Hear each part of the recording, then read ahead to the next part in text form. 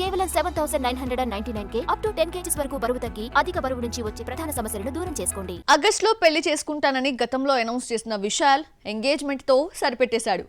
నటి సాయి ధన్సిక చేతికి బర్త్డే నాడు వెడ్డింగ్ రింగ్ తొడిగాడు. మరి పెళ్ళెప్పుడు? ఇంకా నడిగర్ భవనం సిద్ధం కాలేదా? సడన్ గా విశాల్ మ్యారేజ్ లైఫ్ లోకి ఎంటర్ కావడానికి రీజన్స్ అవేనా? ఎట్టకేలకు విశాల్ పెళ్లి చేసుకోబోతున్నాడు. 48 years సింగిల్ లైఫ్ కు గుడ్ బై చెప్పి నటి సాయి ధన్సికతో మింగిల్ కాబోతున్నాడు. ఆగస్టులో పెళ్లి చేసుకుంటానంటూ మేలో అనౌన్స్ చేసిన విశాల్ బర్త్డే రోజున ప్రియురాల చేతికి ఉంగరం తొడిగి ఫోటోలు షేర్ చేసుకున్నాడు. కానీ మ్యారేజ్ త్వరలో అంటూ కన్ఫర్మ్ డేట్ చెప్పకుండా స్కిప్ చేశాడు.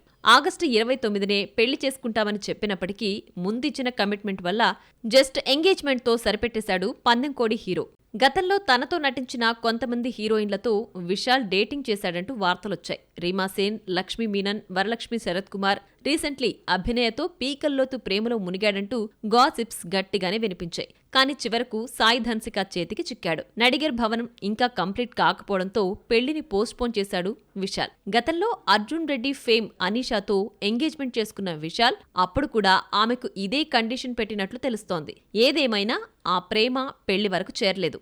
ఇక మదగజ రాజాతో ఊహించని హిట్ అందుకున్న విశాల్ రీసెంట్లీ మకుటం అనే మూవీని అనౌన్స్ చేశాడు. ఇందులో 3 shades లో కనిపించబోతున్నాడు ఈ స్టార్ హీరో. ఇప్పటికే 2 schedules పూర్తి చేసుకున్న ఈ సినిమాకు Ravi Arasu director. Super Good Film నుంచి వస్తోన్న 99 ఫిలింలో Dushara Vijayan, Anjali key role play చేస్తున్నారు. Rumoured girl friends Varalakshmi Sarath Kumar and Abhinaya ఒక్కొక్కరిగా పెళ్లిపీటలెక్కడం, విశాల్ అనారోగ్య సమస్యలతో బాధపడ్డంతోనే తనకు ఒక తోడు కావాలని కోరుకుంటున్నట్లున్నాడు విశాల్.